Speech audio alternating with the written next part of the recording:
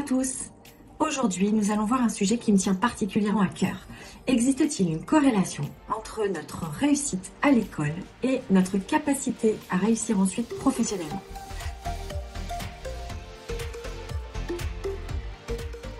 Comme vous le savez, je suis une grande fan de l'énéagramme. J'ai donc jugé intéressant de tenter de décrypter les comportements des 9 bases énéagrammes à l'école et d'en tirer des projections sur les comportements prédictifs une fois à l'âge adulte et en situation de travail. C'est donc ce que nous allons voir aujourd'hui. Avec cette déclinaison des 9 profils énéagrammes, nous allons voir que ce n'est pas parce qu'un enfant s'est ennuyé à l'école ou qu'il n'a pas eu de bonnes notes qu'il sera ensuite le salarié en bas de l'échelle.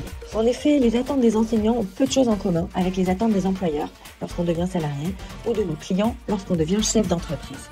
Je vous livre donc le fruit de mes hypothèses basées sur les principes de l'énéagramme. Commençons par le perfectionniste, le chiffre 1 en énéagramme. Alors enfant, notre perfectionniste, ça va être un bon élève. Un élève studieux, sérieux, qui travaille sans relâche. Un élève aussi qui va répondre volontiers quand une question sera posée, en levant la main. Il peut tout à fait faire partie des premiers de la classe, tant il attache d'importance au travail, aux détails et à l'implication. Plus tard, lorsqu'il sera en poste, ce n'est pourtant pas forcément le perfectionniste qui obtiendra les plus hautes fonctions. En effet, son sens du détail et son inquiétude face aux erreurs potentielles l'amènent à prendre beaucoup de temps pour contrôler ses tâches. Il aura de ce fait des difficultés à se détacher de l'opérationnel pour s'élever vers une vision globale. Il ne lâchera pas prise facilement, il n'osera pas sortir du cadre, il voudra rester dans le respect des codes et de la morale. Faire place aux idées, s'autoriser à la créativité ou au pilotage d'une stratégie, voire prendre des décisions rapides, ne sont pas dans ses aptitudes naturelles. Ce sera donc un très bon élément, sur qui on peut compter, qui se mettra beaucoup de pression pour dénicher les erreurs, mais il ne sera pas très à l'aise avec des fonctions impliquant de grosses responsabilités. Nous avons ensuite l'altruiste, qui est le chiffre 2 en énéagramme. À l'école, l'altruiste va faire son maximum pour bien travailler afin d'être apprécié par ses professeurs. Pas forcément en peaufinant son travail, mais surtout en exprimant un excellent relationnel de manière à créer un attachement fort à l'enseignant. L'altruiste est quelqu'un de déterminé et plutôt confiant. Il se donnera donc les moyens d'avancer. Surtout s'il sent que son implication finit par payer et qu'on lui reconnaît son dévouement. Mais sa volonté d'aider les autres et d'entrer en fusion avec eux, provoquant parfois le sentiment d'être envahi, peut nuire à l'image qu'il renvoie à ses camarades. Une fois dans la vie active, notre altruiste, s'il n'a pas pris de recul sur son penchant naturel à vouloir trop en faire pour les autres, et ce, même s'ils n'ont rien demandé, finira par se sentir pris au piège, entouré de personnes qui l'utilisent. Comme il a du mal à dire non, et qu'il se sent surtout exister lorsque l'on a besoin de lui, il pourrait avoir tendance à en faire trop. Il sera donc un bon candidat au surmenage. En revanche, s'il prend ce recul, s'il fixe des limites et qu'il apprend à se respecter, alors l'altruiste pourra occuper de hautes fonctions dans l'entreprise, car sa détermination et sa bienveillance, ainsi que sa capacité à encourager les équipes pour les faire monter en compétences, en feront un manager très apprécié. Nous en arrivons au battant, le chiffre 3 en énéagramme, qui, j'en suis sûre, va intéresser beaucoup d'entre vous. À l'origine, notre battant a pu connaître deux environnements très différents qui l'ont amené à devenir un battant. Soit ses parents lui ont mis beaucoup de pression au niveau des notes. Quoi ? Tu n'as eu que 17, mais pourquoi t'as pas eu 20 ? L'obligeant toujours à cranter un peu plus. Ou alors, la situation personnelle parentale n'était pas vraiment fameuse et en fait, il s'est juré de se sortir de cette situation, ce qui l'a amené à devenir un battant pour réussir dans la vie. À l'école, les comportements du battant peuvent se manifester de deux façons. Soit il s'ennuie, car l'école est théorique, alors que lui a un raisonnement logique et pragmatique. Les objectifs ne sont pas clairs et précis comme il le souhaite, donc il décroche. Et il obtient des notes mauvaises ou moyennes, un minimum de travail la veille pour un maximum d'efficacité. Soit il travaille beaucoup, car ses parents sont derrière lui et il a besoin d'obtenir de la reconnaissance sur ses résultats. Il va donc adopter une posture d'écoute, d'analyse et poser les questions attendues par les enseignants, voire se lancer dans des débats pour briller. Mais à noter quand même, si la pression des parents est trop forte, surtout s'ils sont eux-mêmes battants ou perfectionnistes, notre battant enfant pourra développer des comportements borderline, tant son estime de lui sera affectée en cas d'échec scolaire. De manière générale quand même, il faut savoir que le battant va plutôt se révéler après le lycée, une fois que les études vont devenir enfin concrètes. Une fois en entreprise, le battant est l'un des deux profils énéagrammes avec le meneur qui aura le plus de chances de gravir les échelons. Car il est assez ambitieux, il se donne les moyens d'atteindre ses objectifs, il déploie une stratégie gagnante, généralement sur des objectifs à moyen et court terme.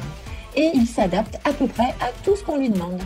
C'est d'ailleurs sur ce dernier point qu'à un moment donné, il finira par ne plus savoir qui il est. En effet, sa capacité à faire comme si lui fait parfois ressentir le syndrome de l'imposteur.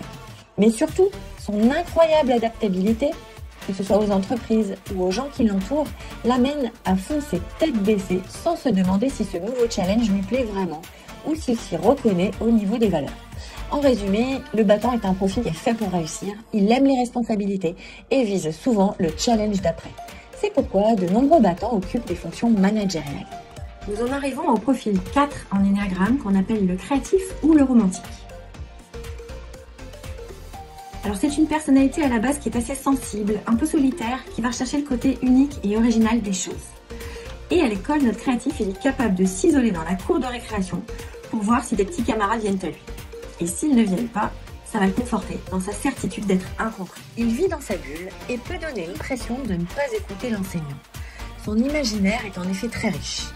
S'il se sent vraiment différent, il peut finir par se mettre en marge des autres enfants, voire devenir un souffre-douleur. Mais ce fond de sensibilité et de réactivité à fleur de peau peut être gommé au profit de deux tendances présentes chez le créatif. D'une part, son goût de l'excellence. En effet, si les matières le motivent, il peaufinera son travail jusqu'à rendre une œuvre d'art. Il aura ainsi tendance à ressembler au perfectionniste. D'autre part, sa quête d'authenticité dans ses relations aux autres l'amène à s'intéresser à eux de façon individuelle et chaleureuse, ce qui peut alors le faire ressembler à l'altruiste. Clairement, notre créatif ne sera pas très à l'aise dans un moule une fois dans la vie active. S'il travaille en entreprise, il sera brillant dans tous les métiers qui lui permettront d'exercer sa créativité, que le contenu soit généraliste ou très technique. Mais il aura du mal à gérer les obligations bassement réalistes, tout ce qui est terre à terre ou superficiel notamment, ainsi que les obligations relationnelles. Car notre créatif a souvent besoin de se retirer dans son imaginaire pour se ressourcer. Il connaîtra son apogée s'il travaille à son compte. Soulignons toutefois que certains créatifs ont peur de devoir s'assumer seuls. Les artistes en sont le parfait exemple. En effet, ils excellent dans leur art, ils peuvent obtenir des prix et donc gagner beaucoup d'argent, en étant uniques et donc eux-mêmes, quand bien même ils auraient été des élèves à part et peu motivés à l'école. Passons maintenant au profil 5 en énéagramme, l'investigateur-observateur. Alors l'observateur, souvent ça va être un élève brillant à l'école. En effet, il aura besoin d'approfondir ses connaissances en permanence pour se sentir à l'abri des autres. C'est donc un enfant qui va avoir tendance à s'intéresser à tous les sujets en poussant son savoir à l'extrême. Il cherchera de l'information additionnelle en dehors des cours, à travers la lecture, des tutos sur internet ou encore via des conférences. Il sera capable de démonter une machine puis de la remonter pour comprendre comment elle marche. Sa capacité à apprendre est intarissable, le savoir le rassure. En revanche, il sera d'un naturel très réservé, voire secret, et aura donc peu d'amis dans la cour de récréation. Le forcer à s'exprimer sur lui-même serait vécu comme une véritable intrusion. Une fois dans la vie active, ce profil a toutes les chances de devenir un expert sur des thématiques complexes. Il possède une vision stratégique et aime réformer le système. C'est l'un des rares profils énéagrammes qui se satisfait de rester toute la journée derrière une machine ou un écran sans contact avec les autres. Il va donc pouvoir gravir les échelons dans certains domaines très particuliers, notamment la recherche ou la médecine, qui sont des disciplines où l'humain n'est pas un incontournable pour évoluer. Il pourra aussi devenir directeur sur des pôles d'expertise, mais il sera rarement pressenti pour des postes de direction plus généralistes où la dimension managériale prédomine, car le partage d'informations et la relation à l'autre reste une difficulté pour lui. Nous en sommes au profil 6, le loyaliste en énéagramme, qui est mon profil. Alors le loyaliste, c'est quelqu'un de très engagé qui veut être à la hauteur de la confiance qu'on lui accorde. Du coup, c'est quelqu'un qui va beaucoup travailler de manière à avoir de bonnes notes, mais sans forcément se poser trop de questions sur ce qu'on attend vraiment de lui. Ainsi, et c'était mon cas quand j'étais enfant, il va avoir tendance à apprendre ses cours par cœur de manière à se sentir rassuré. Car le loyaliste n'a généralement pas une grande confiance en lui. C'est un élève sage et discipliné qui va se fondre dans le groupe, mais il va être par ailleurs assez anxieux et obtenir des notes moyennes ou bonnes grâce à une grosse quantité de travail. J'irais même jusqu'à dire que c'est un élève laborieux. En entreprise, notre loyaliste sera un collaborateur dévoué. Attaché à la figure du mentor, il donnera tout pour son manager s'il l'estime de confiance et si celui-ci partage ses valeurs surtout. Il pourra évoluer vers des fonctions managériales, mais aura certaines difficultés à se situer un cran au-dessus de ses collaborateurs. Il aura plutôt tendance à parler d'eux comme étant ses collègues. N'étant pas particulièrement ambitieux, c'est sa compétence qui l'amènera à évoluer pas à pas. Le loyaliste n'a pas toujours une vision globale, il est surtout à l'aise dans le concret et l'opérationnel. C'est pourquoi on le retrouve assez rarement dans les plus hautes fonctions, d'autant plus qu'il a besoin d'être rassuré et que trop de responsabilités pourraient le déstabiliser. Nous voici arrivés au profil 7, l'enthousiaste épicurien. Alors l'enthousiaste à l'école, il ne va pas être très à l'aise, car son besoin de liberté et de variété est totalement contraire au quotidien imposé par l'éducation nationale. Lui, il aura envie de bouger, de se faire plaisir, de faire appel à sa créativité ou à son sens du relationnel, et surtout d'être entouré de gens positifs. C'est un élève innovant et débrouillard, mais qui a du mal à se concentrer. Or, on lui demandera de s'intéresser à des matières sérieuses, en profondeur et dans un cadre rigide, donc ennuyeux à ses yeux. Si notre enthousiaste tend vers un métier qui lui permet de nourrir ses besoins, tels que la créativité, le lien social, l'absence de routine ou de contraintes, l'indépendance, alors il n'aura aucun problème pour évoluer et être reconnu, voire très reconnu.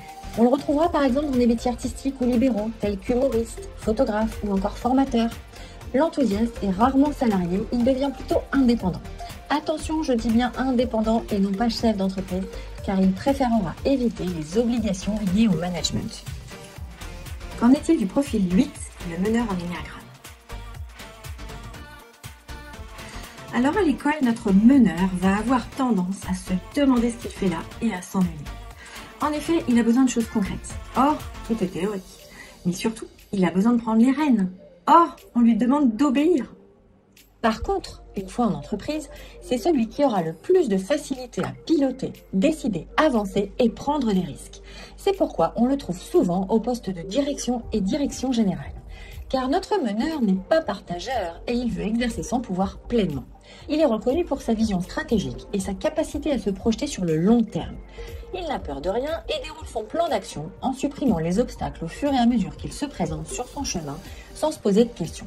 Sûr de lui, il dit les choses avec beaucoup de franchise, ce qui peut l'amener à être évincé d'un poste clé s'il n'arrive pas à faire preuve d'un peu de diplomatie de temps en temps. Rien de déroutant pour lui qui a l'habitude de partir au combat et de rebondir, sûr de ses capacités. Nous en arrivons au dernier profil, le 9, le pacificateur médiateur. Alors enfant, le pacificateur aura tendance à être assez souvent dans sa bulle, surtout si on l'oublie. C'est un enfant conciliant, discret, ouvert aux autres, mais qui ne travaillera que quand c'est vraiment nécessaire et plutôt au dernier moment. L'une des particularités du pacificateur est sa tendance à procrastiner et à s'intéresser à de multiples sujets en dehors de son champ de priorité.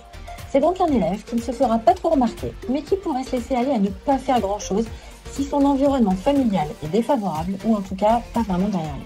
Par contre, si l'enseignant le challenge un peu et s'intéresse à lui un minimum, cela pourra réveiller son goût caché pour la compétition et ainsi le mettre en mouvement. Une fois dans la vie active, le pacificateur restera égal à lui-même, discret, avenant, aimable avec ses collègues, curieux de tout, disposant de bonnes aptitudes analytiques, avec une vie intérieure riche et une petite difficulté à gérer ses priorités. Il avancera tranquillement, sans se faire trop remarquer, et pourra être amené à prendre des responsabilités au fil de l'eau, sans forcément avoir posé d'action précise pour en arriver là. Mais sa difficulté à prendre des décisions et à gérer les conflits peuvent l'entraver dans son évolution professionnelle. J'espère que ce résumé vous aura un petit peu éclairé sur les différences de comportement entre l'enfance et l'âge adulte. Comme je l'expliquais en introduction, rien n'est jamais joué d'avance. Toutes les bases énéagrammes présentent des atouts utiles pour faire tourner le monde. Le perfectionniste est la conscience éthique du monde. L'altruiste apporte l'amour au monde. Le battant permet au monde de se réaliser. Le créatif transfigure le monde. L'investigateur est la logique et la précision du monde. Le loyaliste est la loyauté et le collectif du monde. L'enthousiaste est la joie du monde. Le meneur est la force du monde. Le pacificateur est le gardien de l'harmonie et de la paix du monde. Comme vous le voyez, nous avons tous un rôle à jouer pour contribuer au monde. Chacun compte et chacun a sa place. C'est ce qui rend notre métier si riche et si passionnant d'ailleurs, que ce soit au travers de nos activités de recrutement, d'orientation scolaire, de bilan de compétences ou encore de gestion des emplois et des parcours professionnels. Si vous souhaitez en savoir plus sur nos accompagnements avec l'énéagramme, appelez-nous au 04 93 35 04 76. À bientôt!